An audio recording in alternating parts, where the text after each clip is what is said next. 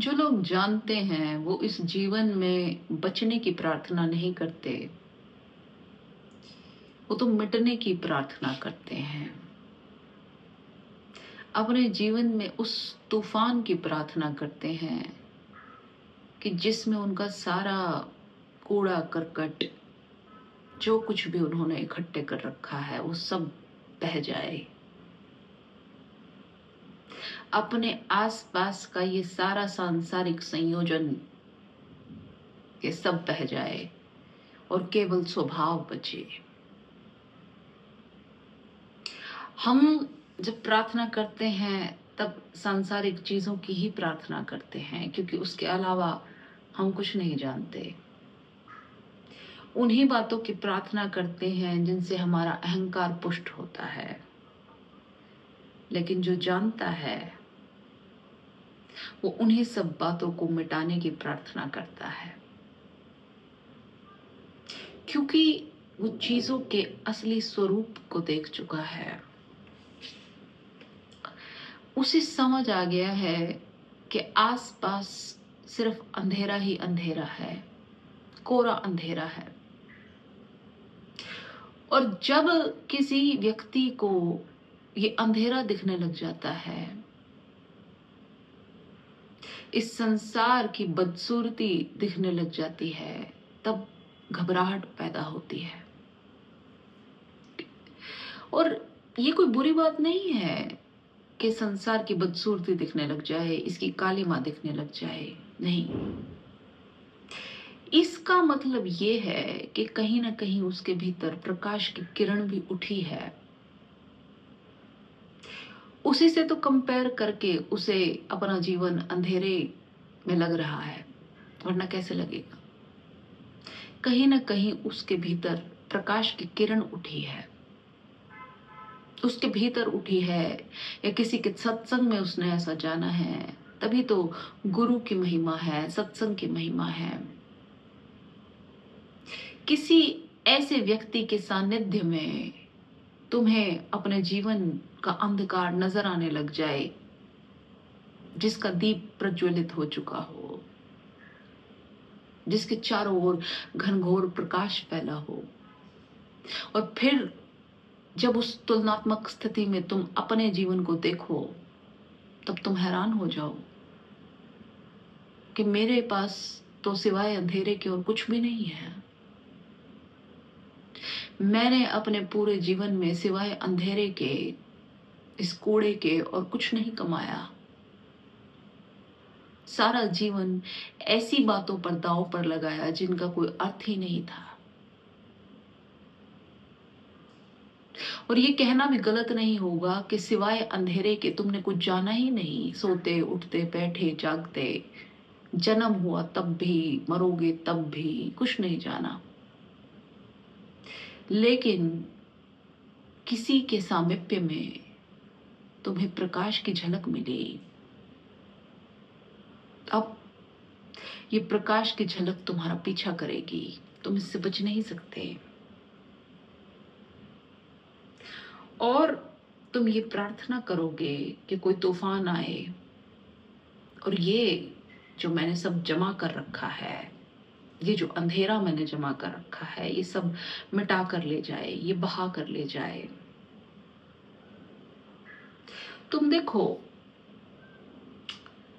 व्यक्ति को हमेशा ऐसा लगता है जैसे इस जीवन का कोई किनारा है, कोई तट है, इस सागर का कोई तट है, जीवन रूपी सागर का, जहां पर तुम जैसे तैसे पहुंच जाओगे। तुमने अपनी हालत देखी है, इतने दुख, इतने कष्ट, सब कुछ झेल झेल कर तुम आगे बढ़ते जाते हो, सोच कर कि आशाएं पूरी हो जाएंगी, एक दिन वो किनारा आएगा जिस दिन मंजिल मिल जाएगी। तुम्हें इस बात पर पूरा यकीन है, तुम बहुत ऑप्टिमिस्टिक हो, बहुत होपफुल हो। ऐसा तुम्हें बताया गया है, तुम्हें पढ़ाया गया है कि ये जीवन का नियम है, एक दिन तो सपने पूरे होते ही हैं, ये होता है, वो होता है। पर न तुम्हारी इस कल्पना का खंडन करना चाहती हूँ और तुम्हें बताना चाहती हूँ कि इस जीवन का ये स्वभाव नहीं है कि ये तुम्हारी आशाएं और सपने पूरे करे। ये तुम्हें सपने दिखाएगा, उन्हें पूरा नहीं करेगा। तुम ऐसे ही भागते चले जाओगे, जैसे तुम्हें क्षितिज नजर आता है। थोड़ा चलोगे, वो रहा वो रहा वो रहा, पर क्षितिज कभी आता नहीं।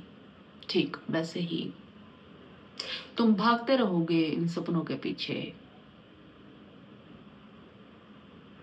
थोड़ी थोड़ी बातें जब तुम्हारे हिसाब से होंगी, तुम्हें लगेगा कि अच्छा हो रहा है, ये हो रहा है, वो हो रहा है।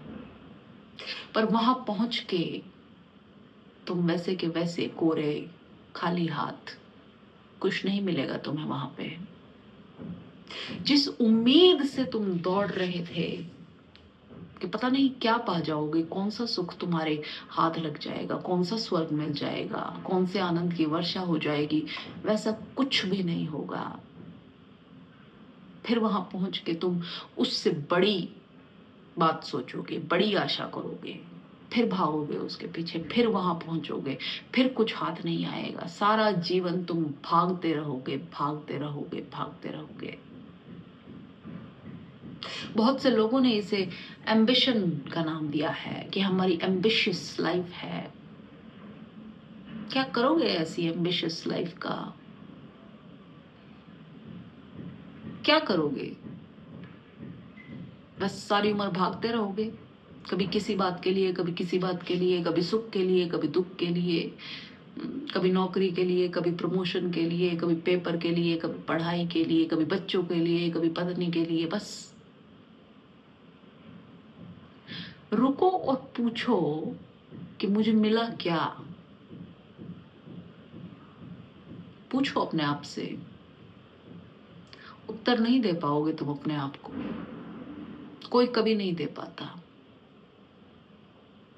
व्यक्ति अपनी गर्दन झुकाए झुकाए चलता रहता है, चलता रहता है, देखता नहीं कि किनारा कहीं नहीं है इस सागर का। देख ले तो भ्रम टूट जाए। वो भ्रम में ही जीना चाहता है कि एक दिन तो किनारा आएगा, एक दिन तो मंजिल आएगी, एक दिन तो आशा पूरी होगी।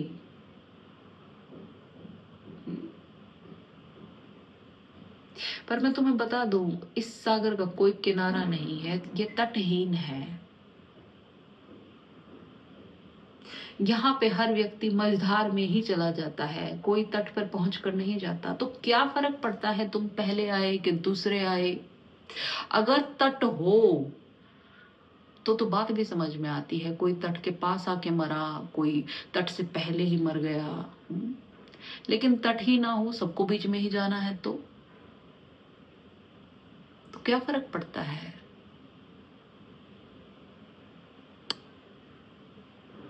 क्या फर्क पड़ता है? कोई फर्क नहीं पड़ता। तुमने जो इस जीवन को रेस बना रखा है, कोई अर्थ नहीं है इस बात का। तुम देखो ना, तुम अपने अहंकार को पुष्ट करते रहते हो, करते रहते हो, करते रहते हो, और वो अहंकार भी कभी पुष्ट नहीं होता। तुम पहले उसे कोई छोटी चीज देते हो, कुछ नहीं हुआ, फिर उससे बड़ी देते हो, कुछ नहीं हुआ, फिर उससे बड़ी देते हो, कुछ नहीं हुआ। दूसरों पे तो बाद में प्रभाव पड़ेगा, तुम्हारा तुम पे ही प्रभाव नहीं पड़ता। और जब तुम पे ही, तुम्हारे अहंकार पे ही तुम्हारा प्रभाव नहीं पड़ रहा है, तो दूसरों को क्या फर्क पड़ता है? दूसरों का अपना जीवन है, 100 तरीके के काम है, किसी को क्या पड़ी है? ये रेस ये तुमने बना रखी है। ये जो जीवन है, ये जो संसार है, इसमें कोई पहला नहीं है, कोई आखिरी नहीं है, सब बीच में है, सब बीच में है। हाँ, तट पे सिर्फ वही पहुंचेगा जो समझ गया इस सत्य को, जिसने सिर्फ स्वभाव को अपना लिया और बाकी सब जो कुछ भी इकट्ठा किया हुआ है उसे छोड़ दिया। छोड़ दिया भी नहीं, उसके लिए वो निरर्थक हो गया। उसने जान लिया कि ये निरर्थक है। छोड़ा नहीं उसने, त्यागा नहीं उसने, छूट गया। और छूट गया का मतलब ये भी नहीं कि वो उसको छोड़ के कहीं भाग गया।